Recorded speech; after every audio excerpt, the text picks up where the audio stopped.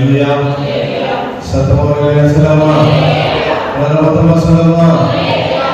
தேவநாமம் மாற்றுவதற்காக வேலைகளுக்கும் கிருபைக்கும் வேண்டுக்கும் என்னால் முடிவில்லாததாக இருக்கிறது.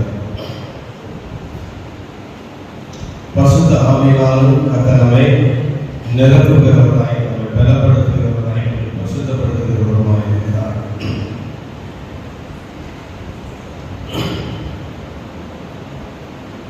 அடுத்த வாசிப்பும் மரியாதை புஸ்தகம் 4ஆம் அதிகாரம். என் நாமத்துக்கு பயந்திருக்கிறவர்களே நீதியின் சூரியன் உதிக்கும், அதின் சட்டைகளுக்கு ஆரோக்கியம் இருக்கும். நீங்கள் வெளியே புறப்பட்டு போய் ஒழுத்த கன்றுகளைப் போல வளருங்கள். நாம் யாரும் நம்மளுடைய பசுத்த ஆவியானவரை பிழப்பை பசுத்தப்படுத்துவதாக ஸ்ரீமனில் சமரை மறந்து தேவ ஆவியானவரை மறைத்து நம்முடைய பேசுகிறாக. இந்த வார்த்தையை அடையாளம் கொள்கிறார்கள். கேட்பதற்கு மாத்திரமல்ல, பேசுகிற அடிகளின் வாழ்க்கையில் அதை அபியாசப்படுத்திக் கொள்ள கற்று உதவி செய்ய பேசுங்க. நான் கேட்கும் இயேசுவின் மாறாத நல்ல நாமத்திற்கு தாமே. ஆமென். ஹல்லேலூயா. சத்தமாக சொல்லமா? மொத்தமா சொல்லமா? தேவநாமம் மகிமைப்படுவதாக. ஆண்டவராகிய கிறிஸ்து நாளிலே நம்மோடு இடைப்படுகிறவராக இருக்கிறார். அவருடைய மகிமையும் அவருடைய பிரசன்னமும் என்னாலும் மாறாததாக இருக்கிறது. கர்த்தர் வருஷத்துக்கு ஒரு முறை மாத்திரமல்ல, மாதத்துக்கு ஒரு நாள் மாத்திரமல்ல, ஒவ்வொரு நாளும் நம்முடைய வாக்குத்தத்தங்களால் நம்மை நிரப்புகிறவராக இருக்கிறார். ஹல்லேலூயா. வேதத்துக்குள்ள அத்தனை வார்த்தையும் நமக்கு வாக்குத்தத்தங்களாய் கொடுக்கப்பட்டிருக்கிறது. எல்லாமே வாக்குத்தத்தங்கள் தான். தேவன் நம்மை வாக்குத்தத்தத்தினால் நிரப்பி நம்மை ஆசீர்வதிக்கிறவராக இருக்கிறார். ஆண்டவர் மனிதனை போல வாக்குறுதியை மாறுகிறவர்கள். அநேகர் இந்த உலகத்துல எலெக்ஷன் நடந்து நிறைய பேருடைய வாக்குறுதிகளை நீங்க கேட்டிருக்கீங்க இல்லையா? நாங்க எதை செய்யறோம், அதை செய்யறோம், நிறைய பேர் வாக்கு கொடுத்திருப்பாங்க. ஆனா கொடுத்த வாக்குகள் எல்லாம் ஆட்சியில் அமர்ந்தது எத்தனை ஆட்சியாளர்கள் நிறைவேற்றுகிறார்கள் என்பது தெரியும். ஆனா மாற்று கட்சியினர் சொல்றாங்க, இவங்க அதை செய்யணும், அவங்க சொல்றவங்க செய்ய முடியாது. அப்ப நீங்க என்னால செய்ய முடியும் அப்படின்னு இல்லையா? தன்னால செய்ய முடியும், மற்றவர்களால செய்ய முடியாது. கர்த்தர் அப்படிப்பட்டவர் அல்ல. எதை சொல்லுகிறாரோ அதை தான் செய்வார். ஹல்லேலூயா. எதை செய்ய போகிறாரோ அதை சொல்லுவார். சொல்லுறத சரியாய் செய்கிறவர், அதில் குறைவாய் அல்ல. சில நேரங்களிலே சில காரியங்களாக தாமதம் மாறும். நம்ம நினைச்சிட்டோம், ஆண்டவர் இந்த வாக்குத்தத்தத்தை எனக்கு லேட்டா கொடுத்தார். லேட்டா கொடுத்ததுக்காக என்ன தெரியும்? ஏங்க லேட்டா கொடுத்த சில நேரத்தில்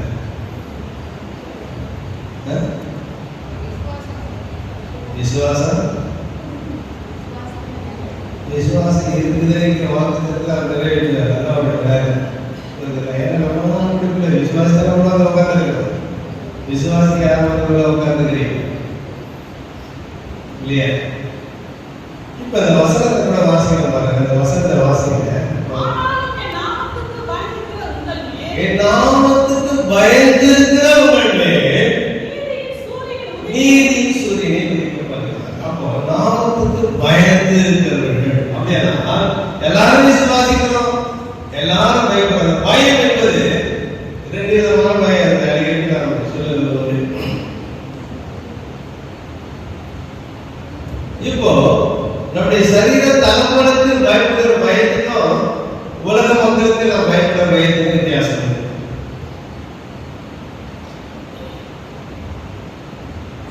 உலக மனிதனுக்கு என்ன பண்ணுவோம்? ஒரு ரவுடி பையனா இருந்தா, ஒரு கெட்ட பையனா இருந்தா நம்ம என்ன பண்ணுவோம்? பயந்து ஓரமா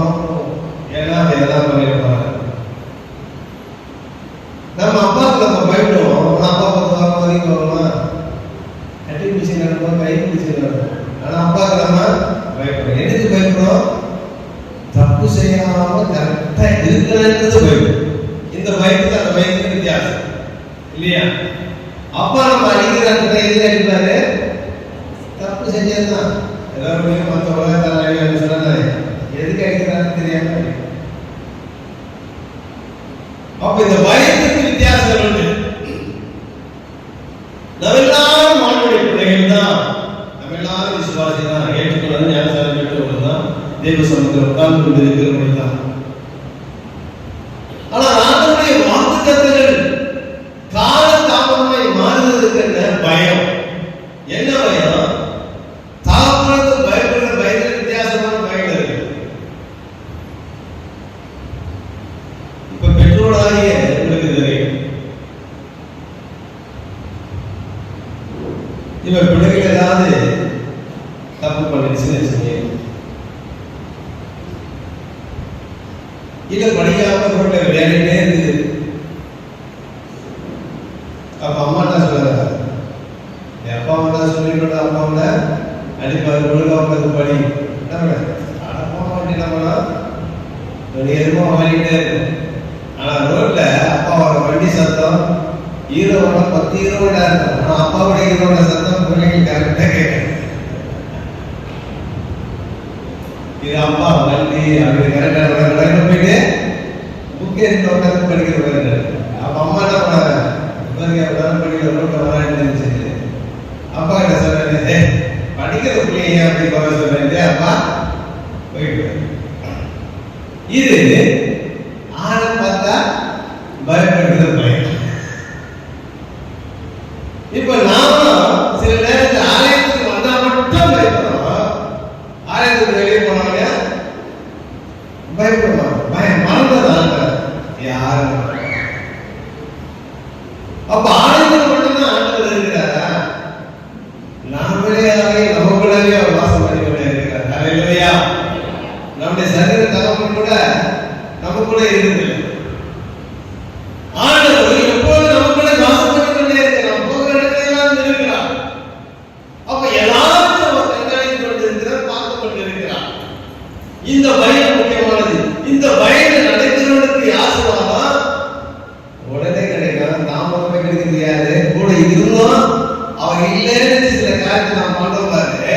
அந்த காரியத்தை நாம் பண்ணும்போது ஆண்டவர் சொல்லிட்டாரு, அதை செய்வாரு. என்ன பண்ணுவாரு? காலம் தாமதமாக செய்யாம இருக்கணும், அதை நிச்சயமா செய்யணும். அந்த காலம் தாமதத்துக்கு காரணம் நாமே, ஆண்டவர் அல்ல. இது நல்லா தெரியும். சில நேரங்களில் ஆட்சியாளர் வாக்குறுதி கொடுப்பாங்க. வாக்குறுதி கொடுத்து என்ன பண்ணுவாங்க? கடைசியா 5ஆவது வருஷம் முடிக்கும் போது அந்த வாக்குறுதியை நிறைவேற்றணும்.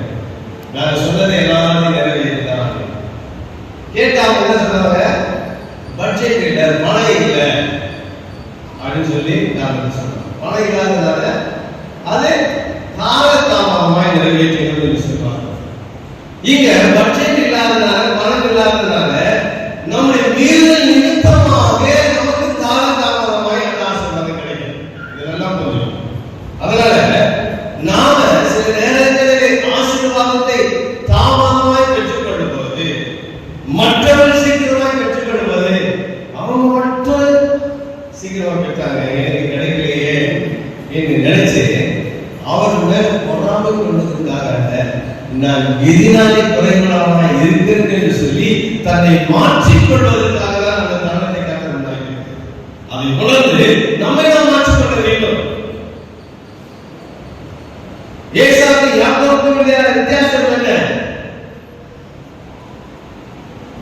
அவர் மாற்றிக்கொள்ள எனக்கு கிடைக்க வேண்டிய ஆசீர்வாதத்தை பெற்றுக்கொண்டானே, இன்னைக்கு எனக்கு ஆசீர்வாதம் இல்லையா என்று சொல்லி தன் சகோதரனை மேல் கோபம் பண்ணி எரிச்சல் பண்ணி மாறுகிறார்.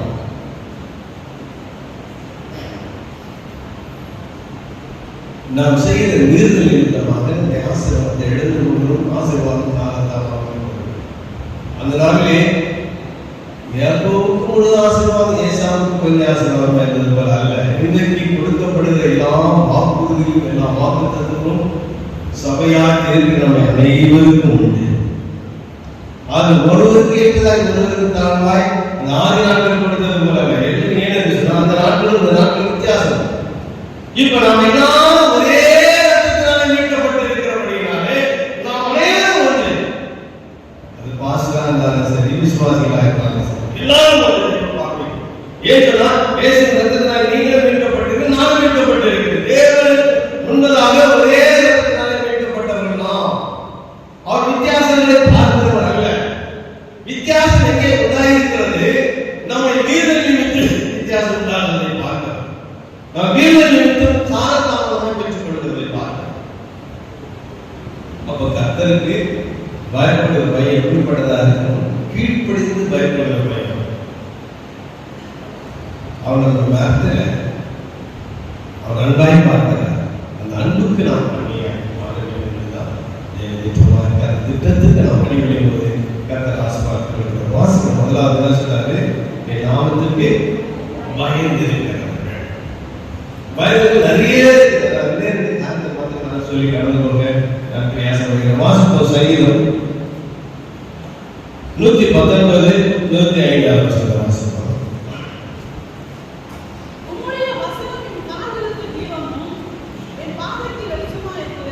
இங்க சொல்லப்பட்டிருக்கிறது உம்முடைய வசனம் என் கால்களுக்கு தீபமும் என் பாதைக்கு வெளிச்சமாய் இருக்கிறது.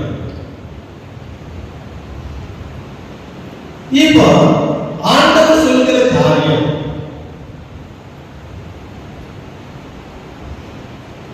நீதியின் சூரியனை உதிக்க பண்ணுகிறவராக இருக்கிறார். அவன் கால்களுக்கு முதலாவது தீபமா இருக்கிறது, பாதைக்கு வெளிச்சமா இருக்கு. இந்த பாதைக்கு வெளிச்சம் நீதி. அப்படின்னா நாம் நடக்கிற பாதைகள் எப்படியா இருக்கிற நீதியுள்ள பாதையிலே நடக்கணும். அந்த நீதியுள்ள பாதையில நடக்கும்போதுதான் அது தீபமாகும், நம்முடைய பாதைக்கு வெளிச்சமாக இருக்கும். அந்த நீதியான பாதை நடத்தக்கூடியது தேவ வசனம் மட்டும்தான். தேவ வசனம் மட்டும்தான் நம்ம நீதியான பாதை நடக்கலாம், தீபமாக இருக்கும். வசனம் இல்லாம நடக்கும்போது அது தீபமா இருக்காது, அது அக்கடியாக நம்ம என்ன எது சம்பிரதாயம்.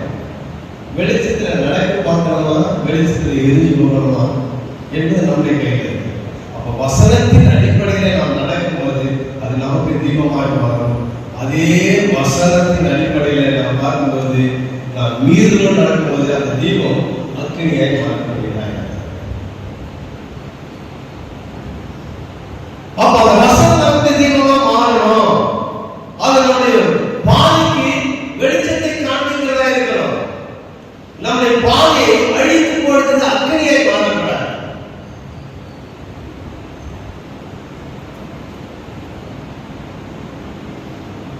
அப்படின்னா கர்த்தர் சில கர்த்தருக்கு பயப்படுகிற பயம் அவனுடைய வசனதாசன் நீதி.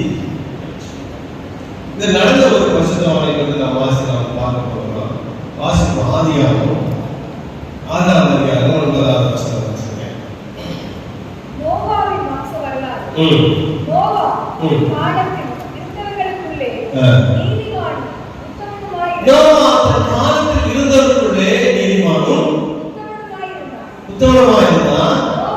நோவா தேவனோடு சஞ்சரித்திருந்தார். பார்த்து நோவா காலத்தில் இருந்தவர்களே நோவா எப்படியா இருந்தான்? நீதிமானாய் இருந்தான். நீதிமானா இருக்கிற மாத்திரமா என்ன பண்ண தேவனோடு சஞ்சரிக்க, தேவனோடு சஞ்சரிக்கிற அனுபவம். அப்பதான் அந்த வசனம் பாதைக்கு வெளிச்சமாய் இருக்கும், நமக்கு வழி நடத்தக்கூடியதா இருக்கிற அந்த வசனம். ஆண்டவரோடு சஞ்சரிக்கிற அந்த வாழ்க்கை முக்கியமானது. ஆண்டவரோடு சஞ்சரிக்கிறன்னு சொன்னா என்ன பண்ண முடியாது? அப்படிப்பட்ட வாழ்க்கை ரோஜும் நல்ல வாழ்க்கை, ஆண்டவரோடு சஞ்சரிக்கிற வாழ்க்கை. ஒரு புருஷன் மனைவி இருக்கிறான்னு சொன்னா இசைந்திருப்பார்கள் என்று சொல்லி வேற சொல்லுது. அப்ப இசைந்திருப்பார்கள் சொன்னா அவரோடு சஞ்சரிக்கிற வாழ்க்கை, உறவு கொள்கிற வாழ்க்கை, ஒருவருக்கு ஒருவர் உடன்பாடாக சொன்னா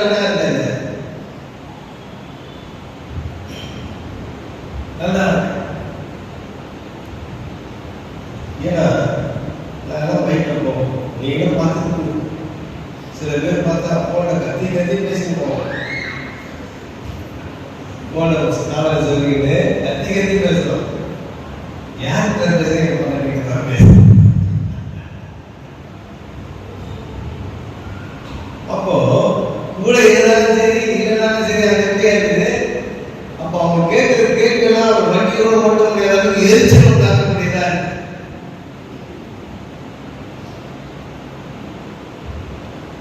இன்னும் அதே இடத்துல பார்த்து சொன்னா எல்லா இடங்களையும் நான் பார்க்கிறேன். எல்லா மனைவிமார்களும் நான் அறிந்திருக்கிறேன். எந்த புருஷன் நல்லா இருக்கிறாரோ அந்த புருஷன் மேலதான் தான் கொண்டாடி போவாங்க. சண்டை போட்டு சண்டையை முடிச்சுட்டு கேட்டு கேட்டுட்டு சில இடத்துல பார்த்துக்கிறேன் பயங்கரமான நாளா இருக்கும். ஆனா அவன் ஒய்ஃப் கேட்டா என் புருஷன் நான் சுத்தமே அப்படின்னு. ஆனா அவன் பதிலுக்கு ஊருக்கே தெரியும். ஆனா அது அவனை சாட்சி நல்லவனோட வாழ்ந்தது நன்மை நன்மை.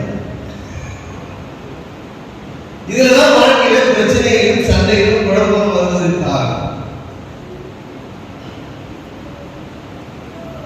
ஏன்னா ஏன் அவன் நம்புறாங்க நம்ப முடியல சொல்லுங்க. அவனோட வாழ்நாள்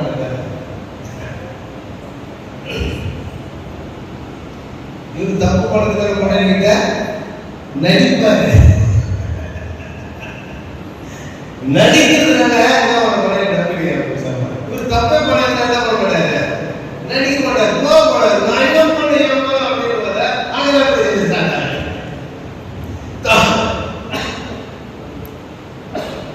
தப்பு பணத்தினால கோவப்படுறாரு. அங்க பிரச்சனை. தப்பு பணத்தினால நடிக்கிறாரு. அங்க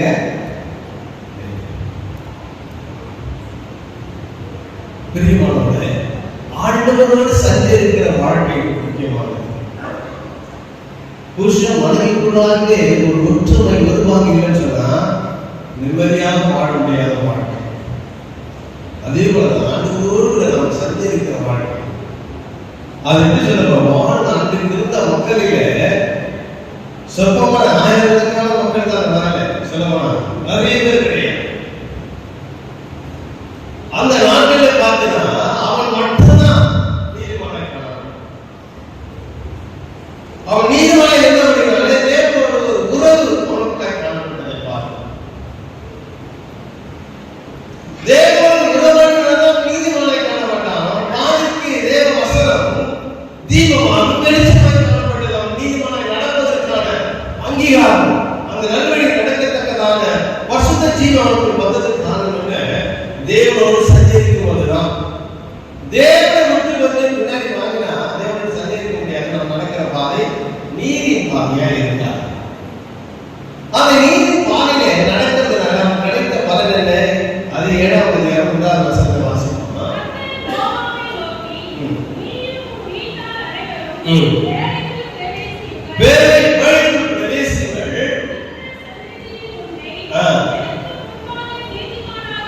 எனக்கு முன்பதாக நீதிமானாக கண்டேன். நீங்க பாருங்க, உலகம் முழுவதும் அழிக்கப்படுகிறது.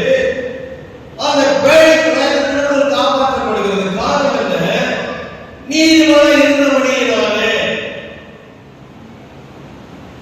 ஒன்றாவது சொன்னது போலதான் நீதியின் சூரியனை உதிக்கப்படுகிறார். ஹல்லேலூயா. சத்தமா சொல்லுங்க, எல்லாரும் மொத்தமா சொல்லுங்க.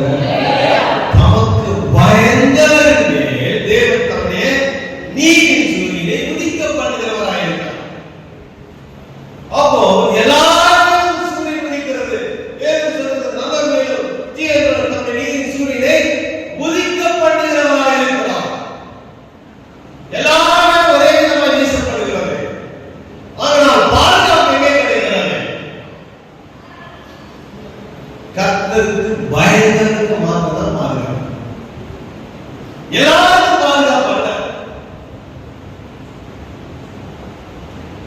இந்த உலகம் மனித நோக்கி ஓடிக்கொண்டிருந்தாலும் தேவ பிள்ளைகள் பாதுகாக்கப்படுகிறதை நாம் பார்க்கிறோம்.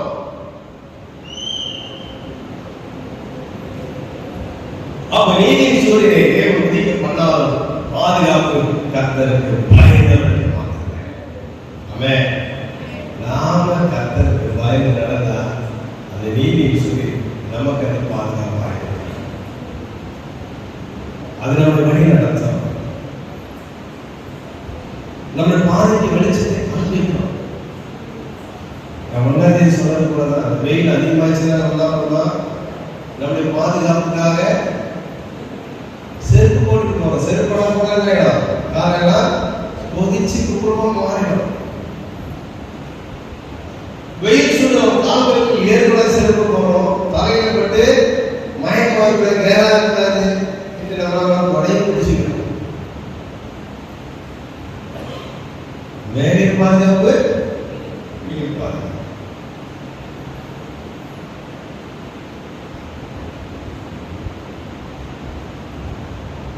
சூரியன் வெப்பம் அதிகமாக வீசும்போது அந்த பாதுகாப்பை நாம் வைக்கிறோம்.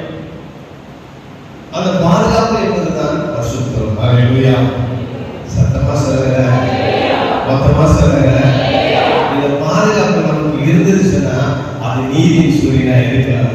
பாதுகாப்பு இல்லைன்னு சொன்னா நம்ம தாலி சுட்டெடுத்து கொப்பளம் வருகிற அளவுக்கு நம்முடைய சரீரம் எப்படி மாறுதலுடைய ஆவுக்குரிய வாழ்க்கை நம்ம வசத்த வாழ்க்கை போயிடும்.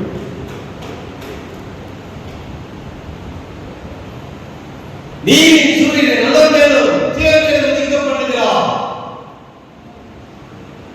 பயந்தவருக்கு பாதுகாப்பு.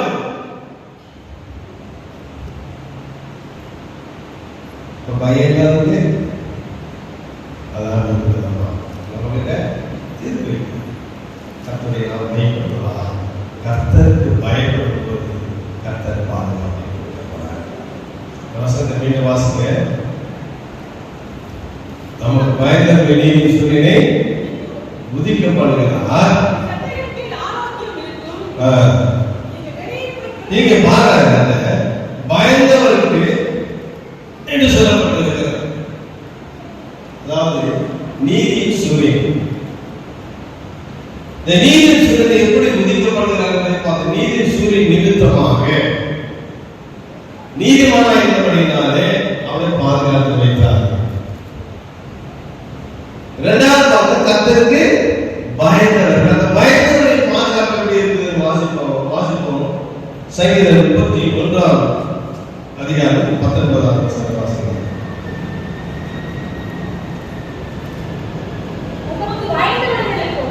உங்களுக்கு பயந்தவர்களுக்கு மனுபுத்திரனுக்கு முன்பாக உம்மை நம்புகிறவர்களுக்கும் நீ உண்டு பண்ணி வைத்திருக்கிற நன்மைகள் எவ்வளவு பெரிதாய் இருக்கிறது.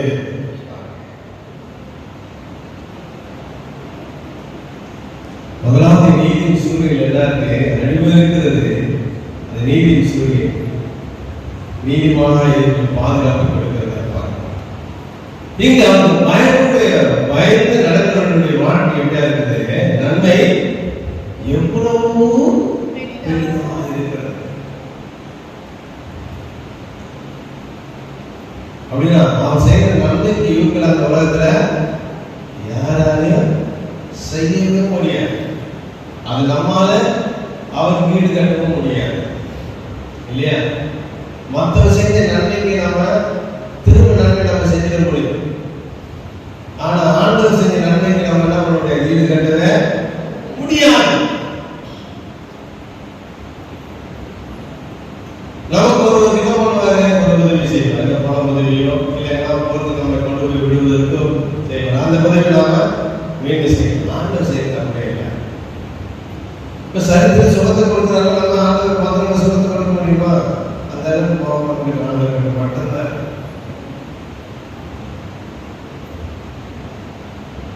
கஷ்டம் வருது, பஞ்சம் வருது, அதனால நமக்கு தேவையான ஆகாரத்தை நமக்கு ஆண்டவர் கொடுப்பார். அந்த நேரத்துல நமக்கு இருப்பதாக நம்ம எப்படி நம்ம வந்தவங்க ஆண்டவர் செய்கிற நன்மைக்கு ஈடா நம்ம ஆண்டவருக்கு எதையும் செய்ய முடியும். அப்போ கர்த்தருக்கு பயப்படும் வாழ்க்கையில ஆண்டவர் கொடுக்கிற காரியம் நன்மை எப்படியா இருக்கு?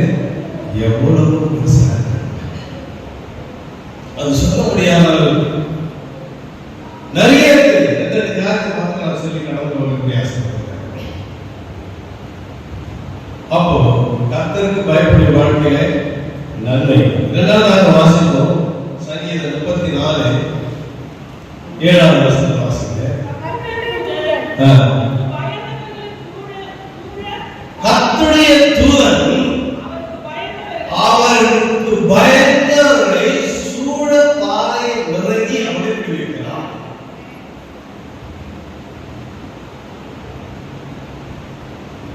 தமிழ் மொழி ஆதி மொழி பரமக்குடி மொழின்னு சொல்லுவோம். ஆனா படிக்கிறது ரொம்ப கஷ்டமான மொழி தமிழ் மொழி தான்.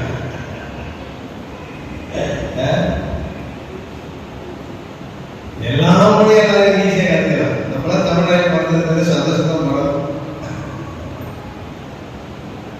தமிழ் மொழி ப்ராப்பரா கத்துறது கூட பேச தெரியும். நம்ம மிஸ்டேக் மார்க்கெட்ல வந்து தமிழை பேச மாட்டாங்க. ஆனா நம்ம தமிழ்நாட்டுல இருந்து நிறைய பேர் தமிழ் சரியா பேசுறீங்க. இந்த மதுரை சைடு திருநெல்வேலி சைடு கூட தமிழ் சரியா பேசுறீங்க. சுத்த தமிழ் பேசுறோம். அதனால தமிழ் ஈடுன்ற வார்த்தை வராது. தமிழ் நான் தமிழ தான் அந்த ஈழ் இந்த வார்த்தை ரொம்ப அழகான வார்த்தை. சொல்வது கஷ்டமானது. அது நிறைய பேர் சொல்ல முடியாது. ரொம்ப கஷ்டமான ஒரு மொழியே வித்தியாசமான வார்த்தை. எவ்வளவு பேர் தமிழ் நடத்தினாலும் அந்த ஈடுன்ற வார்த்தையை பேசுவது கஷ்டமானது. அதனால மொழியிலேயே அந்த ஈடு சேர்க்கிறாங்க. நீ சொல்லும்போது தமிழ் சொல்லுற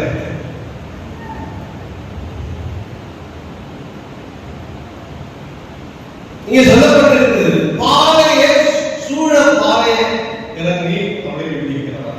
யாரு கர்த்தருக்கு ஒருத்தன் பயந்து நடக்கிறான்னு சொன்னா அவன் ரோட்ல போனாலும் சரி, வீட்டுல இருந்தாலும் சரி, அவன் எத்தனாவது பிரச்சனை மாட்டிக்கிறாலும் சரி, அவனுக்காக அந்த மத்தியில இறங்கி யுத்தம் செய்து அவரை பாதுகாக்கிறவராக இருக்கிறார்.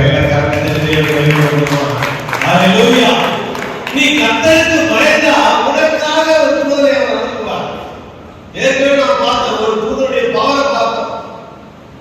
1,85,000 பேர் கொள்ளக்கூடிய பவர் ஒரே ஒரு தூதருக்கு இருக்குன்னு சொன்னாங்க.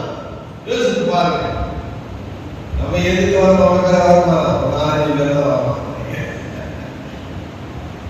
அதனால போர் உரிமை இருக்காது.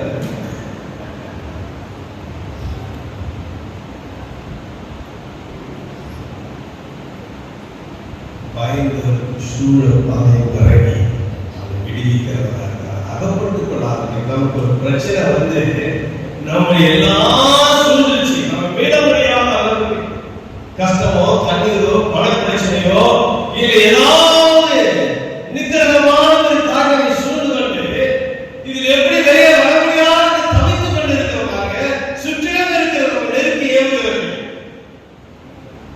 அதுக்கு வந்து கர்த்தர் தம் தூதரை அனுப்பி அழகா தூக்கி வந்து அந்த பிரச்சனை அங்கே தான் இருக்கு. ஹல்லேலூயா. தேவன் செய்கிற பெரிய காரியம் இது மனிதனால் செய்ய முடியாது. அவர் யுத்தம் பண்ண வேண்டிய அவசியமே கிடையாது. நீ அவரை வச்சுட்டு இருக்கிற நான் உங்க மேல தூக்கி வந்தது நல்லா சொல்ல உலகமான செஞ்சு ஆண்டவரை தூக்கி எடுக்கிறார். உங்களை இழுத்துட்டே இருக்கோம். அது மட்டும் தான் வேலை செய்ய முடியும். உங்களை இழுக்கிறத வேலை தூக்குறது ஆண்டவரால் மாத்திரம் தான் முடியும். ஹல்லேலூயா. நம்மால பிடிச்சினால முடியாது. நம்முடைய ஆண்டவரை தூக்கி எடுக்கிறவராக இருக்கிறார். அப்ப நாம் செய்ய வேண்டிய ஒரே காரியம் கர்த்தருக்கு பயந்து நடக்கணும். அந்த பயத்தை நான் சொன்னேன். அநேக விதமான பயங்கள் இருக்கிறது. வேறு பொல்லாப்புக்கு விட்டு விலகுவதே தேவனுக்கு பயப்படுகிற பயம்.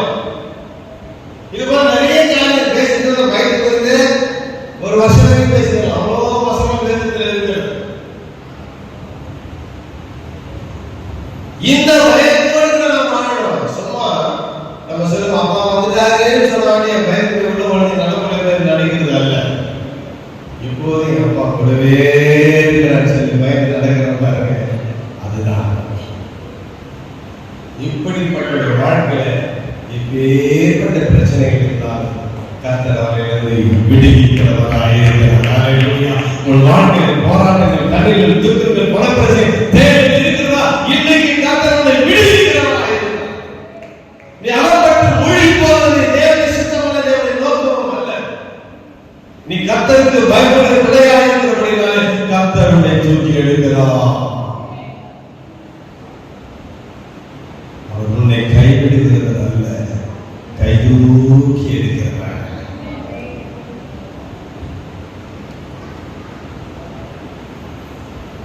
எனக்கு இந்த உலகெல்லாம் பார்க்கும்போது வித்தியாசமா இருக்கு. முன்னாடி நான் நினைச்சேன் பரவாயில்ல, இப்ப இருக்கிற காலம் ரொம்ப பொல்லாத காலம் போயிடுச்சு. ஒருத்தர் அடிப்பட்டு வேலை முடிச்சிருந்தா கூட எடுத்துட்டு வீடியோ எடுத்து ரீல்ஸ்ல போட்டுக்கிறாங்க. அடிப்பட்டோடைய காயத்தை தொலைகிறது இல்லை. அந்த நாள் கூட பரவாயில்ல, காயப்பட்டவரை பார்த்து ஒதுங்கி போனோம். இப்போ பக்கத்துல இருந்து வீடியோ எடுத்து ரீல்ஸ் வாழ்ந்து கொண்டு இருக்கிற காரணம்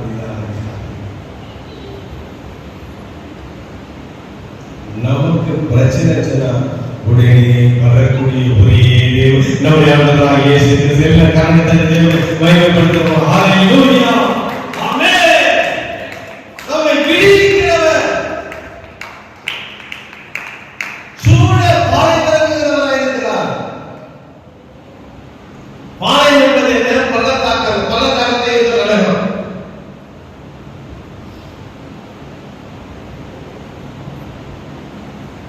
இந்த சைடு அந்த சைடு போட முடியாது. இந்த சைடு போனா அந்த சைடு போனா போகணும், மலையில ஓடி ஏற முடியாது. அதுபோல வில்லேஜ் அடிச்சிருவாங்க. இன்னைக்கு வில்லேஜ் துப்பாக்கி செஞ்சுருவாங்க நினைக்கிறேன். ரொம்ப ஈஸியான மெத்தட். இல்ல ஒரு மாவட்ட மலையே சந்தி விடுற அளவுக்கு 1000 வருடம் கண்டுபிடிச்சாங்க. அப்ப நம்மால ஓடி ஒளியும் முடியாது, தப்பித்துக் கொள்ளவும் முடியாது. ஆனா கர்த்தருக்கு பயந்தா கர்த்தர் நம்மை விடுவிப்பார். ஹalleluya. உலகத்தை கைவிடலாம், கர்த்தர் ஒரு நாள் நம்மை கைவிட மாட்டார்.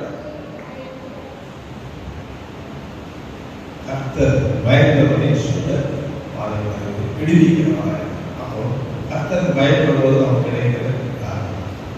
அடுத்த வாசிக்கிறோம். வாசி சட்டைகளின் ஆசிங்க. அதின் சட்டைகளின் கீழ் ஆரோக்கியம் இருக்கும். நீங்க சட்டைகளின் கீழ் பண்ணது ஆரோக்கியம் இருக்கிறது, பாதுகாப்பு இருக்கிறது. இது புதிய ஏற்பாட்டில் அநேக இடங்களில் சொல்லுகிறார். கோழி தன் குஞ்சுகளை சட்டைகளின் கீழ் மூடி மறைத்து காத்துக் கொள்வதை ஏன் சட்டைகளுக்குள்ளாக மூடி மூடிக்கொள்வது? சொல்லு பறந்து வந்து நம்ம குஞ்சிய மூடி குஞ்சு சில காக்காவோட வந்து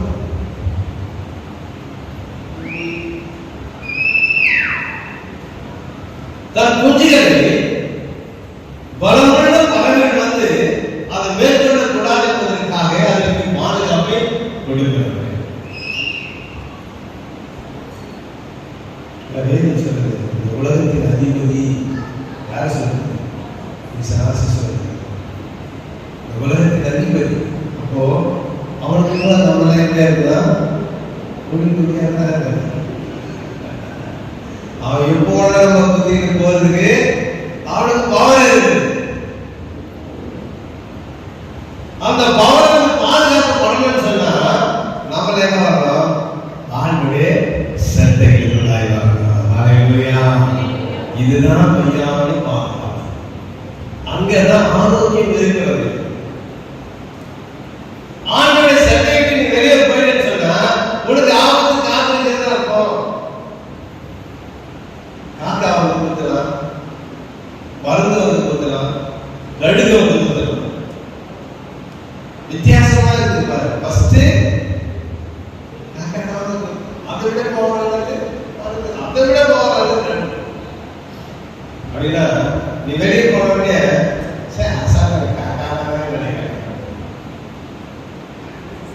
அதை விட போவோம்.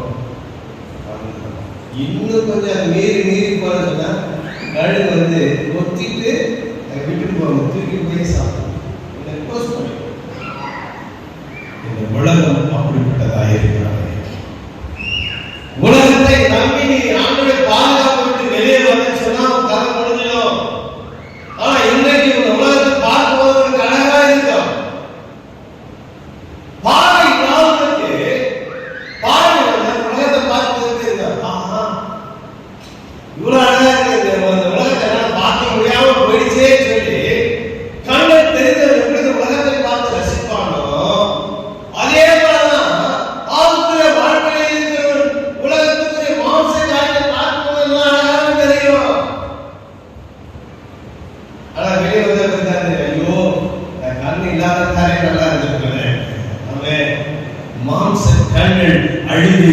காண்பிக்கிறதா இருக்கிறது. அப்ப கர்த்தருடைய பாதத்தை விட்டு பாதுகாப்பை விட்டு நாம் வெளியே போகும்போது மாம்சக்கட்டாய் மாறுகிறது. அது நமக்கு அழிவை கொடுக்கிறதா இருக்கிறது. ஆண்டவர் சொல்லி சட்டையின் கீழே அவர் சட்டையின் கீழ் ஆரோக்கியம் இருக்கிறதை வாசிக்கணும். சங்கீதம் 91 வாசிக்க சிறையிலே போடுவார். அவர் சட்டையின் கீழே அடைக்கலம் புகுவாய். அவருடைய சத்தியம் உனக்கு பரிசையும் கேடகமும் ஆகும் என்று சொல்கிறார். ஆண்டவருடைய சத்தியம் எப்படி இருக்குது? சொல்லப்பட்ட சட்டையின் கீழே அடைக்கலம் புகணும். அதான் சொல்ல பாரு. அந்த சட்டையின் கீழே அடைக்கலம் வந்தாதான் நமக்கு என்ன இருக்குதாங்க? அடைக்கலம் இருக்கிறது, அவருடைய சத்தியம் இருக்கிறது, பரிசு இருக்கிறது, கேடகம். இந்த ஒன்றுக்கும் வித்தியாசத்தை நாம் பார்க்கணும். அடைக்கலம் என்பது பாதுகாப்பை கொடுக்கிறது. அவருடைய சத்தியம் என்பது வேத வசனத்தை கொடுக்கிறது. அப்படின்னு சொன்னா நீதி வழியில் நடக்கத்தக்கதான உபதேசங்கள் அது எங்கே கிடைக்கிறது? தேவ சபையில் தான் கிடைக்கும். சபைக்கு வெளியே போனா சத்தியம் இல்லை. நன்மை செய்தால் மேன்மை அடையும், பாவம் செய்தால் ஆசைப்படுகிற பாவம் படுத்திருக்கிறது. அப்ப வாசலுக்கு பாவம் படுத்திருக்கிறது. அப்ப நம்ம உள்ள இருந்தால் சத்தியத்தினால நாம் போதிக்கப்படுகிறோம். அப்ப அந்த உள்ள இருக்கிறது ஆண்டவருடைய சட்டை. அந்த சட்டை என்பது தேவனுடைய ஆலயம். இந்த ஆலயத்துக்குள்ளாக, இந்த மகிமைக்குள்ளாக, இந்த பிரசன்னத்துக்குள்ளாக, இந்த பாதுகாப்புக்குள்ளாக நாம் இருப்போம் என்று சொன்னால் சத்தியம் நமக்கு போதிக்கப்படுகிறது. இந்த சத்தியம் எதற்காக போதிக்கப்படுகிறது? வாசப்படியில் பாவம் படுத்துக்கு அந்த பாவங்களை தொத்திக்கொள்ளாதவர்களுக்கு அதை தாண்டி போ, அதை ஒட்டிட்டு போயிடாத என்ற சத்தியம் போதிக்கப்படுகிறது. எங்கே? தேவ சபை அவருடைய பாதுகாப்புக்குள்ளாக இருக்கிறது. இந்த சபைக்கு வருவதை நாம் திருத்திவிட்டேன்னு சொன்னா, ஆழ்ந்து வரதை நாம் போயிட்டேன்னு சொன்னா, அந்த பாதுகாப்பை நாம் அறிய மாட்டோம். அந்த சத்தியம் நமக்குள்ளாயிராது. வெளியே இருக்கிற பாவம் நம்ம துத்திட்டு அதனுடைய தேவ திட்டத்தின் சுத்தத்தை நிறைவேற்று. அதுக்கப்புறம் சொல்லாது பரிசை. பரிசை என்பது சொன்னா ராஜாவுடைய காலத்துல பார்த்தா பரிசைகள் சொல்லுவாங்க. பரிசைனா சீர் வரிசைகள் கிடையாது. பெரிய கட்டை வச்சு அதை ஒரு சேர்த்து பார்க்கலாம். இந்த ரெண்டு பக்கம் இப்போ முதலமைச்சர் போகும்போது ராணுவ படை நிற்க தெரியுமா? இந்த பக்கம் நிற்கிறாங்க. அது மாதிரி நிற்பாங்க. எதை வச்சிருப்பாங்க? வரிசையை வச்சு நிற்பாங்க. அந்த வரிசை என்பது நாம் சொல்றபடி இன்றைக்கு இருக்கிற அந்த வரிசை அப்படின்னா தங்கத்தினால் ஆன இல்ல வெண்கலத்தினால் ஆன வரிசையை வச்சிருப்பாங்க. ராஜா இந்த மேட் போட்டு நடப்பாங்க. என்ன சொல்லுவாங்க? ரெட் கம்பளம் திரிக்கப்பட்டு அமெரிக்கா அழைக்கப்பட்டான்னு சொல்லுவாங்க. கம்பளம் போட்டு ராஜா போவாரு. இந்த ரெண்டு சைடு வரிசையை வச்சிருப்பாங்க. இவன் ராஜா அரண்மனைக்கு போகும்போது வரும்போது ரெட் கம்பளத்துல, ஆலயத்துக்கு வரும்போது போகும்போது ரெட் கம்பளத்துல வருவார். அதே பழங்கள் விடுதலும் வரிசையில் வைக்கப்பட்டிருக்கும். ஏன் சொன்னா அவர் போட்டு இருக்கிற அந்த பொண்ணு வெள்ளி அதெல்லாம் அந்த வரிசையில் பட்டு அந்த வெளிச்சம், அந்த பிரகாசம் அவன் முகத்தை பிரகாசிக்கும். அவர் போட்டு இந்த நகையன்னா பிரகாசிக்க நடக்கும்போது அந்த ராஜா அவர்கிட்ட தனியே கவர் பண்ணி காட்டும். ஒன்று பாதுகாப்பு மாத்திரமல்ல, அவருடைய மகிமையை மேன்மைப்படுத்தக்கூடியதாக இருக்கிறது. இது ராஜாக்கள் புத்தகத்தை வாசிக்கும் போது தெரியும். சாலமோன் தங்கத்தினால் தன் பரிசையை உண்டாக்கி வைத்திருந்தார் என்று சொல்லி வாசிக்கும். முதல் சாலமோன் காலத்தில் தங்க பரிசை உண்டாக்கப்பட்டது. அவன் ஆலயத்துக்கு வரும்போது போகும்போதும் அரண்மனைக்கு வர போகும்போதும் பரிசையோடு நின்றார்கள். ராஜா நடந்து போனார் என்று சொல்லப்பட்டது.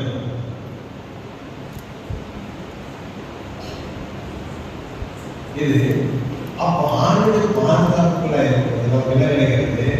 தேவ மகிமை கிடைக்கிறது. ஹல்லேலூயா. மோசே ஆண்டவர் பேச பேச அவன் முகம் எப்படி மாறிச்சு? ஆண்டவர் போலவே மாறிடுச்சு. ஹalleluya. அப்ப ஆண்டவருடைய பாதுகாப்பு இருக்க நம்ம முகம் எப்படி போதா? ஆண்டவர் போலவே மாறும். ஆண்டவர் எப்படி இருக்கிறார்? மகிமையா இருக்கிறார். அந்த மகிமை நமக்குள்ள பிரகாசிக்கிறது. இந்த கேடை என்பது இதுதான் பாதுகாப்பு. இந்த கேடை நம்ம யாரும் நம்ம சண்டை குழம்பு பார்த்து இந்த சைட்ல கேடை நம்ம கட்டி வச்சிருக்கோம். தண்ணி போல இதுல தடுக்கிறது. உள்ள நம்ம அடைக்கல ஒன்று சொன்ன ஆண்டவருக்கு ஒரு கேடை கொடுக்கிறார். யாரு? பிசாசு யுத்தம் பண்ணா நம்மளுடைய யுத்தம் பண்றதுல நம்ம தடுத்து நிறுத்துது. அந்த தடுத்து நிறுத்தத்துக்கு கேடை கொடுக்கிற அந்த கேடை என்ன? சத்தியம். சத்தியத்தினால நம்ம தடுத்து நிறுத்த முடியும். சத்தியம் நமக்குள்ள இருந்தால் நமக்கு கேடயமாய் மாறும். இவன் சொல்ல அவனே செய்யணும், இவனே செய்யணும், அவனுக்கு ஒண்ணுமே நடக்கல, நமக்கு ஒண்ணே நடக்குது சொல்லி நடந்துன்னு சொன்னா நம்ம சாப்டரு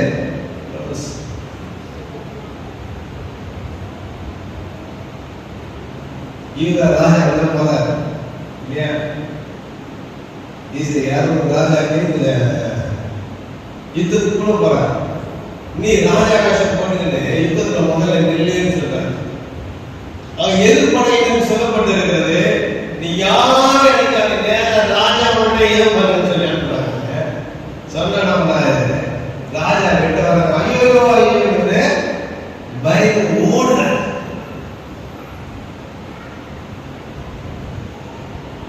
ஏன் அந்த பாதுகாப்பு? ஏன் அந்த பாதுகாப்பு? ஆண்டவருடைய ஆலோசனையை காட்டிலும் இஸ்ரவேல் ராஜாவாக அந்த ராஜாவுடைய ஆலோசனை அவனுக்கு பெருசா இருந்துச்சு. அவன் சபதத்துக்கு ரத்தத்துக்கு ரத்தம் உடல் பொருளாக இருக்கிறேன் சொன்ன உடனே ஆண்டவர் விட்டு அவன் பேச்சை கேட்டு போயிட்டாங்க. பாதுகாப்பு இழந்தான். இன்னைக்கு தேவ பிரியமான தேவ பிள்ளைகளே, தேவ சத்தியமாகி சபையாகி இந்த சட்டைகளுக்குள்ள நீங்கள் அனைவரும் புரிந்திருக்கிறீர்களா? இது கேட்கப்படுகிற ஒவ்வொரு சத்தியமும் உங்கள் வாழ்க்கையை மாற்றக்கூடியதாக இருக்கிறது. பாதுகாப்பு கொடுக்கக்கூடியதாக. என்ன பாதுகாப்பு? ஆண்டவர் ஓடுல இருக்கிற சொன்னாங்க. சத்தியம் நமக்குள்ள இருக்க ஒவ்வொன்று செய்வதற்கு சத்தியம் நம்ம பேசிட்டே இருக்கோம். அந்த பாதுகாப்பு அடுத்த வாசம் 63 சங்கீதம் 7 வாசிங்க.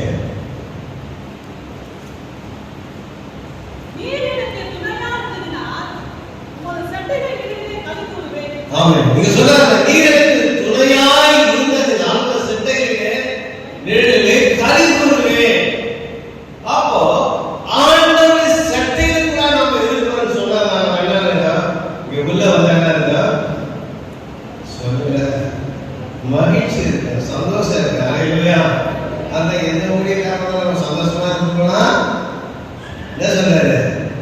ஹalleluya சொல்லுங்க. சந்தோஷமா இருக்கீங்க சொல்லுங்க. ஏன் எவ்வளவு துக்கம் எவ்வளவு கஷ்டம் வந்தாலும் ஆண்டவருடைய சமூகத்துக்கு வந்தாடின மகிழ்ச்சி. ஹalleluya. ஹalleluya. இந்த மட்டும்தான் மகிழ்ச்சி. சொன்னபடி எத்தனை பேர் வாசல் உட்கார்ந்து இருந்து போனவரை எதிர்த்து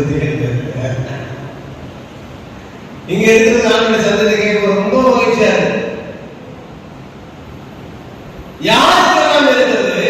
யாருக்கெல்லாம் ஆண்டவர் துணையாக இருக்கிறாரோ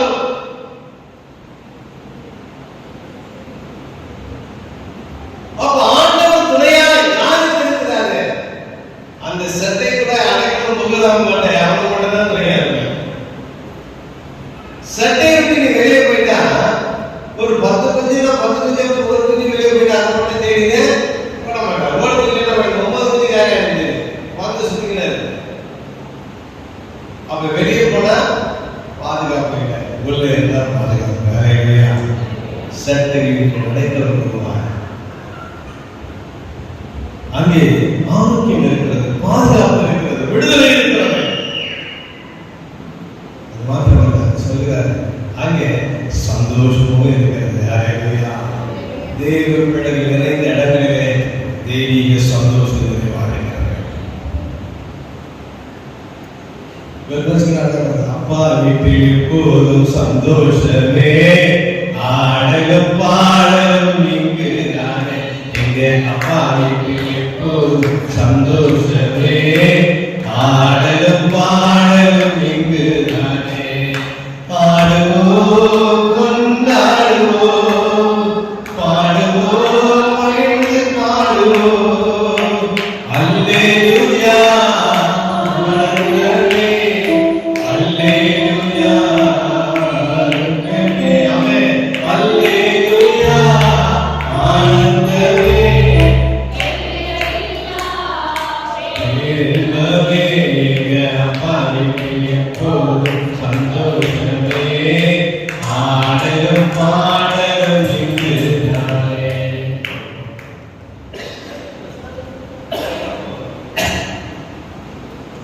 தேவனுடைய சமூகத்துல என்னது மகிழ்ச்சி இருக்கிறது.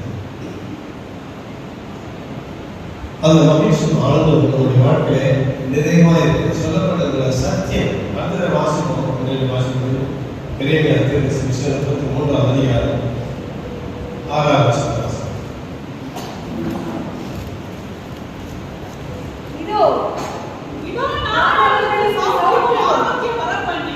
நான் அவருக்கு சௌக்கியமும் ஆரோக்கியமும் வரப்பண்ணி அவரை குணமாக்கி அவருக்கு பரிபூர்ண சமாதானத்தின் சத்தியத்தை வெளிப்படுத்துவேன் என்று கர்த்தர் சொல்றார். பாருங்க, நான் அவருக்கு சௌக்கியம் ஆரோக்கியம் எங்க அவருடைய சத்தை நிழலிலே இருக்கிறவருடைய வாழ்க்கையில் என்ன இருக்கிறது? ஆரோக்கியம் இருக்கிறது.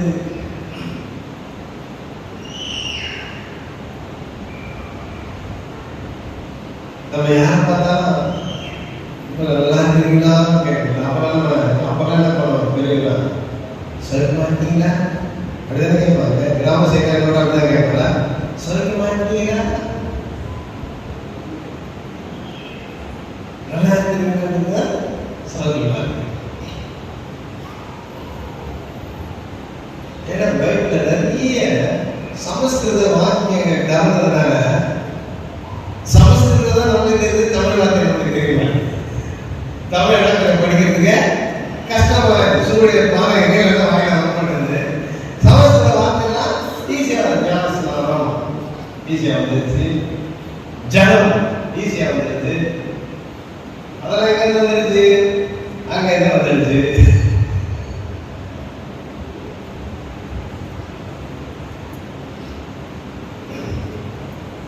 சொல்லப்படுது சௌக்கியம். சௌக்கியமா இருக்கு. எங்க இருந்தா சௌக்கியம் இருக்கு? தேவ சமூகத்திலே இருந்தா. ஹல்லேலூயா. யாரெல்லாம் தேவனை வழிபடுறோமோ யாரெல்லாம் தேவ சமூகத்துல தேவ பாதுகாப்பு தேவ சந்தையில இருக்கிறார்களோ அவங்க எப்போதும் சந்தோஷமா இருப்பாங்க.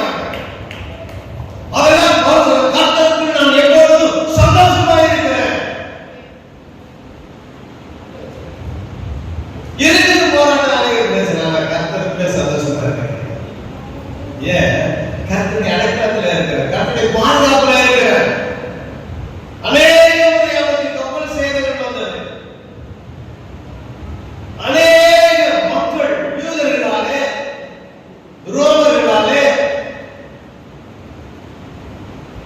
ஆசாரியர்களாலே இவரை கொல்லப்படக்கூடிய அநேக முறை தேடினார்கள். எல்லாம் பாதுகாக்கப்பட்டார். கர்த்தருக்குள் சந்தோஷமாக இருக்கிறார். ஆனாலும் துணிகரமாய் ஆண்டவருடைய வார்த்தை அறிவிக்க சென்ற ஒரே மனுஷன்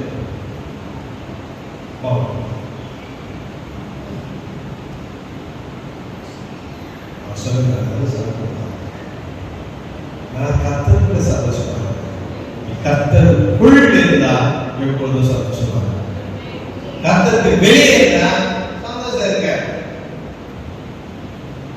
எப்படியே இருக்கிற ஏதோ இருக்கிற இல்ல. அப்ப என்ன அர்த்தம்? கர்த்தருக்குள் இல்லைன்னு அர்த்தம்.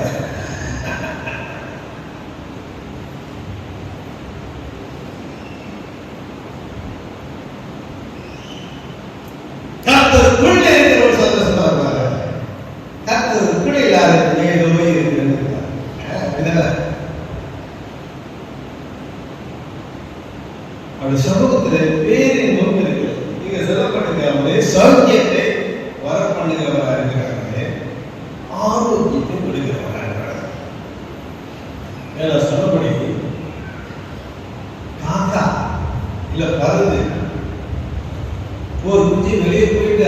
வந்துச்சுன்னா அது என்ன பண்ணாது, வேடிக்கை பார்க்காது, குடுகுடுன்னு போயிட்டு அதே சேர்த்து தன்னுடைய சட்டைகளை அடைத்துக் கொள்ளும், சேர்த்துக் கொள்ளும்.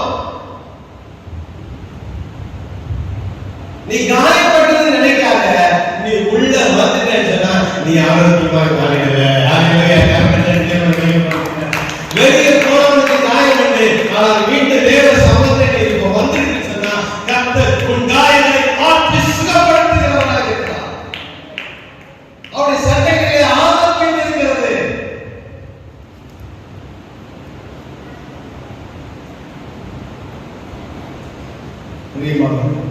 ஆண்டவர் விட்டு வெளியே போன தேவ சமூகத்தில் இழந்த ஆரோக்கியத்தை பெற்றுக் கொள்வார், எடுத்து போன ஆசீர்வாதத்தை பெற்றுக் கொள்வார். கர்த்தருடைய கரம் உனக்கு நேராக நீட்டப்பட்டு அவர் உனக்கு சௌக்கியத்தை கொடுக்கிறார். உனக்கு காயப்பட்ட காயங்களை ஆற்றி உனக்கு ஆரோக்கியத்தை கொடுக்கிறார். கொடுத்து என்ன வராது, குணமாக்குகிறார் என்று சொல்றார். ஆரோக்கியம் வரப்பட்டு குணமாக்குறார் அப்படின்னு சொன்னா உள்ள சேர்த்து அப்படியே வச்சுக்கிற அந்த பட்ட காயத்தை குணமாக்குறா, அப்படியே வச்சிருக்கல. நல்ல சமாளி சொல்றாங்க, சத்திரத்துல விட்டுட்டு அவங்களுக்கு ட்ரீட்மெண்ட் பண்ணி அவளுக்கு அதிகமாய் பணம் செலவானா நான் வரும்போது திரும்ப அதற்கு கொடுக்கிறேன், அப்படியே விட்டுட்டு போற இருக்கிறத காசு மெசேஜ் ட்ரீட்மெண்ட் பண்ணி அவன் அமைச்சிருப்பான்னு சொல்லல, ஃபர்ஸ்ட் எய்ட் பண்ணணும்னு சொல்லல. அவள் நல்ல சுகமாக்குற வரைக்கும் வச்சு பாரு, இதை விட அதிகமாக நான் கொடுக்கிறேன். அல்லேலூயா. கர்த்தர் செய்கிறதுக்காக சொன்ன காயத்தை கட்டி அனுப்புகிறவர்கள் காயத்தை சுகமாக்கி அனுப்புகிறவர்கள். ஆண்டவருடைய கரம் அப்படிப்பட்ட ஆசீர்வாதத்தை கரமாய் மகிழ்வுள்ள கரமாய் இருக்கிறது. அது குணமாக்கி அவர் கிளம்புகிறது, பரிபூர்ண சமாதானத்தை கொடுக்கிறார். நிறைய பேருக்கு சமாதானம் கிடையாது. அந்த சமாதானம் எப்படியா இருந்தா பரிபூர்ணமா இருக்கிறோம், ஃபுல்ஃபில் ஆகும். அதாவது கொஞ்சம் இல்ல, நம் பாத்திரத்தில் தண்ணீர் ஊற்றி அதை நிரம்பி வழியக்கூடியதா இருக்கணும்.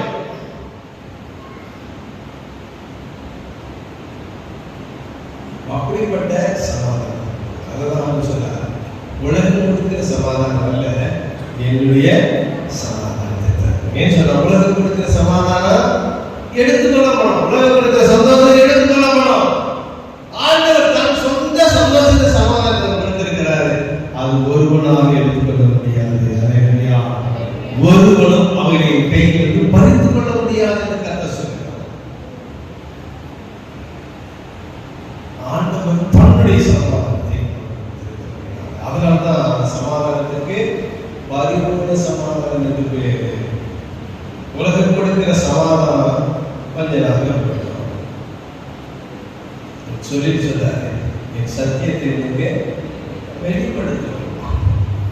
இருக்கிறது முக்கியமானது சத்தியத்தை அறிவீர்கள், சத்தியம் உங்களை விடுவிக்கும். அப்போ சத்தியம் தெரியாமல் இருக்கிறபடினாலதான் நாம் விடுதலையாக்கப்படாமல் இருக்கிறோம். நாம் சத்தியம் சரியாக தெரிந்து கொள்ள வேண்டும் என்பதற்காக ஆரம்பிச்சார். சத்தியத்தை நமக்கு வெளிப்படுத்துகிறேன். ஆண்டுடைய ஆராதனை, ஆண்டுடைய தேடுதல், ஆண்டுடைய உபதேசத்தை ஒரு நாள் விட்டு வெளியே போகாது. பேசுகிறது யாராக இருந்தாலும் பேசப்படுகிற வார்த்தைகள் தேவனுடையது. அல்லேலூயா. சத்தமா சொல்லுமா, எல்லாரும் மொத்தமா சொல்லுமா. பேசுகிறது யாராக இருக்கட்டும், பேசப்படுகிற வார்த்தை தேவனுடையது.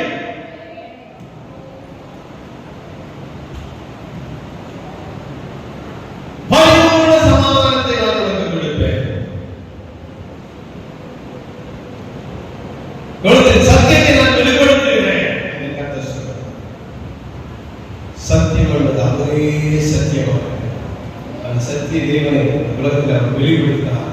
அந்த சத்திய தேவன் நமக்காக ரத்தத்தை மறித்து அவர் வானத்துக்கு எடுத்து பிதாவை பார்த்து வீற்றிருக்கிறார்.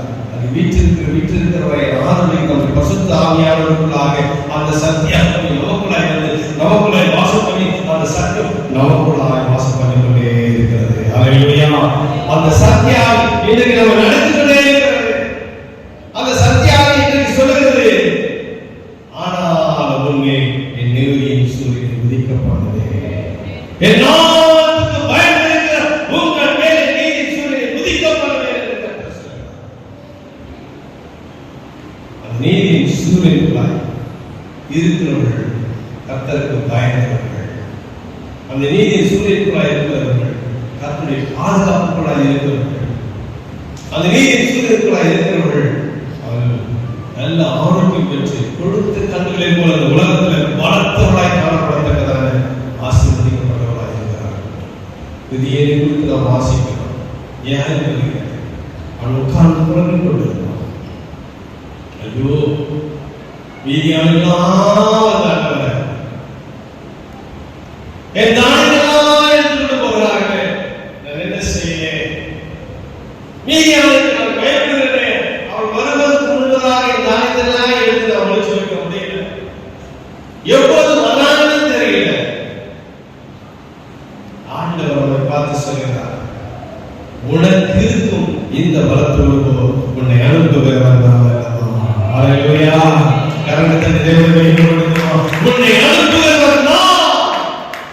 உனக்கு இருக்கிற அந்த பலத்தோடு போ. இதாக்குடைய சட்டைகளுக்குள்ளாய் இருக்கிறார். நீ வெளியே புறப்பட்டு பலத்து கண்ணுல போறவனாக போகிறார். உனக்குள்ள இருக்கிற பலம் உனக்கு தெரியல. உனக்கு தெரியல. உனக்குள்ள இருக்கிற பலம் உனக்கு தெரியல. ஆண்டவர் சொல்றார், நீ கொடுத்த கண்ணுல போற பலம் போறவா. ஆமென். ஏன் சார், ஏன் நம்ம கொடுத்த கண்ணுல இருக்கிறார்? பரிசுத்த ஆவியானவர் நமக்குள்ள இருக்கிறபடியால். அப்போஸ்தலரை வாசிக்கிறோம். பரிசுத்த ஆவியானவர் வரும்போது நீங்கள் பலனடைந்து, ஆமென், நீங்கள் பலனடைந்து ஆண்டவர் வழி நடத்த நம்ம ஆரம்பிச்சாரு. சட்டையிலுள்ள பாதுகாப்புல இருந்தோம். பரிசுத்த ஆவியானவர் நம்ம வந்து பரிசுத்த நமக்குள்ள வந்தா பலனோட நம்ம தைரியமா நம்ம புறப்பட்டு போலாம். தேவனுடைய ஆவியானவர் நமக்கு பாதுகாப்பாக அவர் இருப்பார். ஆசீர்வாதத்தோடு இந்த மகிமையோடு இன்றைக்கு மாத்திரமல்ல, ஆண்டவர் வருகிறவர்கள் பரிசுத்த ஆவியானவர் தாமே நம்மை வழிநடத்தி பாதுகாத்து பலப்படுத்துகிறவராக இருக்கிறார். ஹல்லேலூயா. ஹல்லேலூயா. ஹல்லேலூயா. நாம் ஜெபி பரிசுத்த பிதாவே, நம்மளோடு ஏற்படுகிற தொடர்ந்து பிரசன்னம் எங்களை ஆசீர்வதித்து பலப்படுத்தி இந்த வாக்குத்தத்தத்தினுடைய நிறைவான வாழ்க்கை நிறைவேற உதவி செய்யும். இயேசுவின் பிள்ளைகளுக்கு நாம்